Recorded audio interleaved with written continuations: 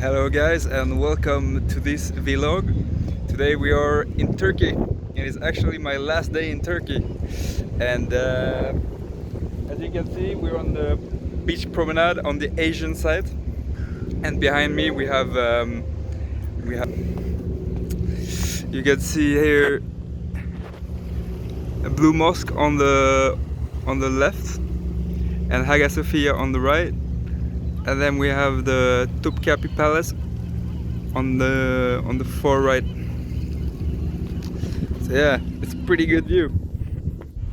Anyways, enough talked about the view. So I've had a pretty good first few days here in Turkey.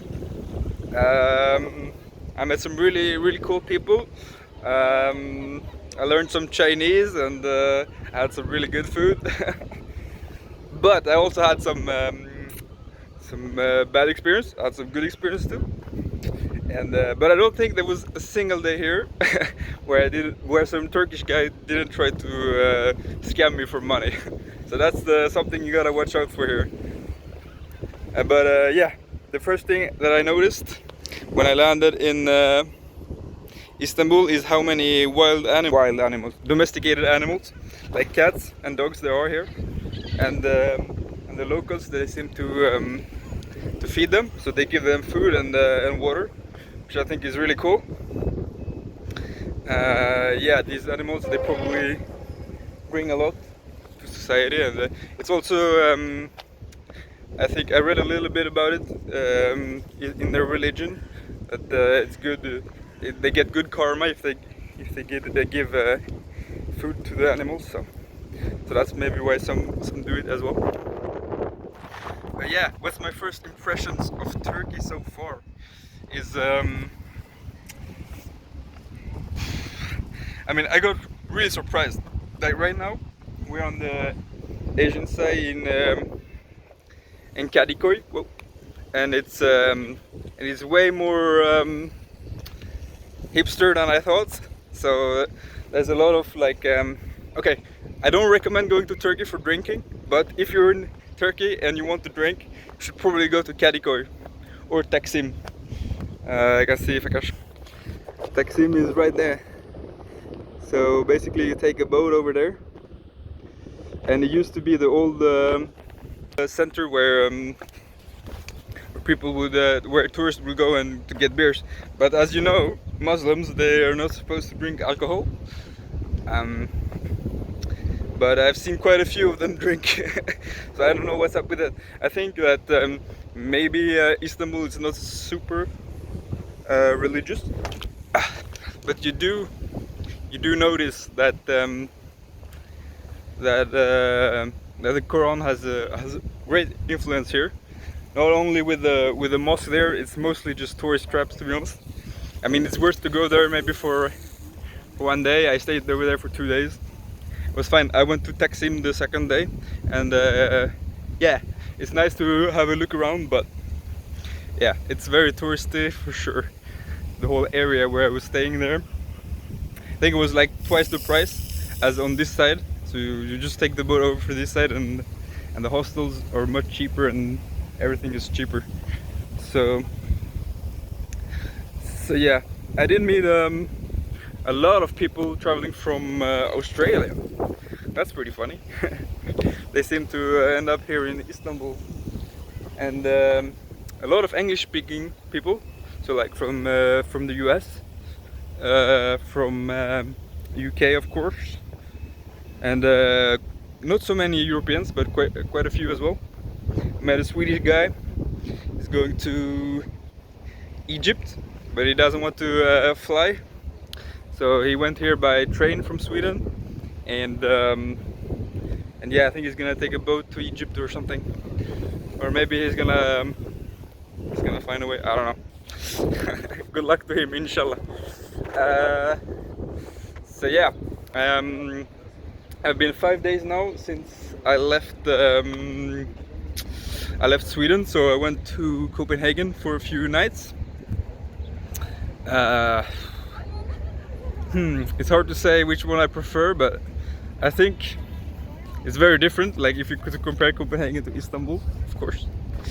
But you know, Copenhagen is like a lot more expensive. So for me, obviously, that's a big negative compared to Istanbul.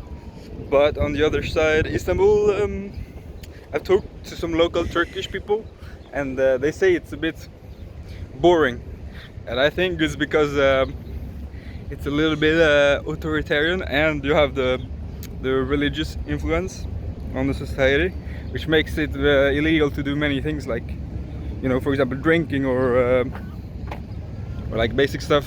So maybe that's why they said that it was boring, but but yeah, I don't know. I think it's maybe even the locals here notice that there's some lack of personal freedom, like some of them, because the Turkish guy I was talking to, he was of course speaking very good English, so he'd lived in the US for like 10 years before he coming back here, and like now he was retired because because the lira is so cheap here compared to the US dollar, so he could retire. He was pretty young, but he could already retire. That was pretty funny. But he had like some restaurants that he owned as well. So yeah. But he said the clubbing scene is not the best here in Istanbul. I wish I had more time to explore the rest of Turkey, because it was I felt like it was very touristy here, and like when you try to book places or go for food, they just care about your money. They are not like here to be hospitable or anything. They just want your money. So basically, so what this Turkish guy told me was that the Turks, like if you give them money, they will work hard, but if there's no money, then they're pretty much not gonna do anything. So yeah, that's how they get motivated here, I guess. And yeah, I wish I could have. Oh yeah, so maybe you're wondering why I didn't go to Alicante or Izmir, where I was supposed to go for windsurfing. And unfortunately, when I was in south of France, I was windsurfing, and I parked my car on the beach, and I was whoa. Okay, shit, some dogs here. Anyways, so I parked my car there. The wind hadn't picked up yet, but there was gonna be a really good windy day, like a good 15-20 knots. So I parked my car and I went to the beach to get some nice tan. Have you seen that? I went to the hammam yesterday, and he peeled off like most of my skin. So hammam is like a Turkish bath. So if you're here, you have to get the hammam experience. Anyways, coming back to my original story. So I parked the car, I went to the beach, come back. No wait, I put like the sunscreen protection on my front window because the sun was coming there, but I was like the only car on the parking. And when I come back 1 hour later, I noticed that my window is smashed, like not the passenger window. And I look around, I'm like, what the fuck? I'm a bit stressed, like I get really fucking stressed.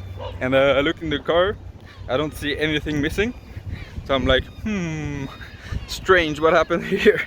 And yeah, there's like 5 minutes, I walk around, look around, whatever happened, what the fuck am I gonna do? And then I notice my bag is missing, and I'm like, fuck. I have everything in my bag, like my passport, my keys, you know, like my laptop, like all my, I had all my shit for traveling. So that's gone. So I had to, another doggy. So I had to, oh, that's another dog right there. To change my plans a little bit. So I was supposed to fly out to Alicante on the 27th to do some windsurfing, but I had to fly back to Sweden instead and get a new passport. But yeah, like on the moment it felt super shit, and like maybe for the day, because I had a smashed window and I was sleeping in the car, which kind of sucks because you feel, and also like you get scared scarred a little bit, you know. Like I thought that the car would be super safe, you know.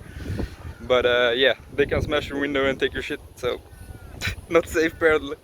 So they say don't bring any valuables to the beach and leave them in your car, but I'm not too sure about that. I would rather have them on me in the beach than in the car for now. Anyways, so I got my new passport. Woohoo! I got it in 4 days. So I went back and just flew back to Sweden. Got a new passport. I visited my friends in Sweden, so it was really good. Like it was a really shitty experience, but it ended up quite well in the end. It did cost me a little bit, but we're back on track, and now we're leaving Turkey today to go to Thailand. So that's gonna be banging. No puns intended. So yeah, I'm gonna stay in Thailand for like 10 days, and then yeah, I'm flying to Taiwan, where I'm gonna be staying for a little bit over 1 month and a half. So I'm gonna be there for quite a while. And I've met some Taiwanese people here actually. They gave me some good tips. I'm gonna have a good time. I hope you guys enjoy listening to my ass, and I hope you continue to follow me. And yeah, but, okay, so what happened with the windsurfing series is I don't have a computer, so for now I'm just gonna do standard vlogs. And when I come back to Sweden, if I still have my phone and they haven't stolen it, then I'll make a good windsurfing series, and because Pengu Island's gonna be banging. And yeah, I was windsurfing here in Turkey actually yesterday, but it was just for 1 hour. The wind wasn't really that good, and it was offshore, so it wasn't great, and the equipment was kind of shit, to be honest. But it was an experience, so I hope that comes out and you guys can enjoy it later. But for now, I hope you have a good time, and see ya!